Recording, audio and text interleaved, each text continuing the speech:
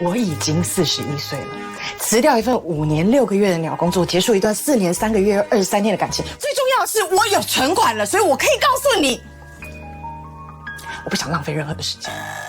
《淑女养成记》的它主要还是在于说，你一个女生从小到大，大家为什么40岁会变成这个样子？上一季是39岁要跨入40岁嘛？那第二季他要讨论的是未来女人是怎么决定她的人生。我们其实都顺着社会的需求在走，但事实上，淑女的出现也是在提醒大家，也许有一些事情要放松了。陈嘉玲在台北过生活嘛，第一季的结尾之后，她决定回到了南部，那很多人都觉得她有一种勇敢。你怎么会以为她下完了这个决策之后，她的人生就过着幸福快乐的生活？不论你几岁，父母永远会把你当个小孩。这被胁迫一点就太过你，这就唔通啊！你什么关我的代志啊？陈嘉玲说：“你们真的不要再干涉我的生活。”她转头，她穿的是小嘉玲的那件制服，那一幕我自己是非常喜欢。妈妈她其实有点忘记了，她是在跟一个已经40岁的独立的女人在相处。也许有一些人会觉得说，陈嘉玲怎么那么没大没小？可是其实回头看吧，回头看你自己跟父母相处的时候，你就会知道，你其实跟陈嘉玲没有什么差别的。哦，没有，就是顺其自然，反正还有时间。你没有时间了。他没有说更年期，他还说卵巢功能衰退会提早停经而已。40岁更年期初更，现在似乎是有一个稳定的男友，于是他会牵涉到底要不要生小孩这个问题，那是否就要进入婚姻的关系？人家要省，自己选。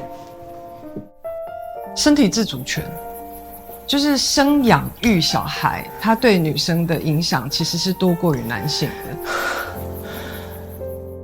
哎，你看，哇，宝宝的声音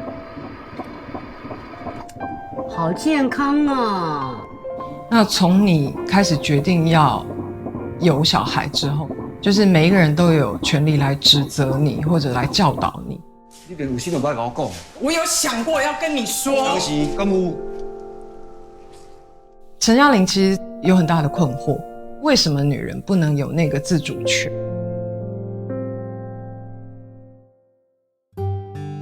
我很感谢我遇到陈嘉玲这个角色，她平凡而且庸俗，做了非常非常多有勇无谋的决定，那些错误，她才是成长的养分。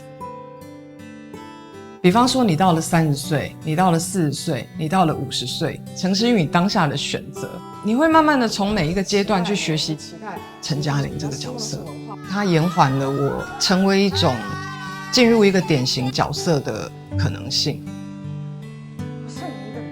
为什么女人到了40岁之后，除了妈妈、高阶主管以外，可被想象的可能性不大？当大家可以去喜欢各个年龄层拥有的各个年龄层的智慧或美丽，年龄焦虑这件事情就不会是存在的。我从来也不觉得单身是如何，并不代表我就没有价值，自己独立面对生活。我做的还不错，我跟我的一些剧场朋友们也开始在讨论，就也许我们以后要一起找一个房子，然后一起住，一起彼此照顾。它已经在现今的社会有很多的可能性了。告诉大家放轻松一点，也许现在我会觉得这样的方式是适合我的啦，但永远事情都不要说死。也许下一次你再碰到我的时候，我跟你说的又不一样。人永远都在变嘛，很好，变化很好。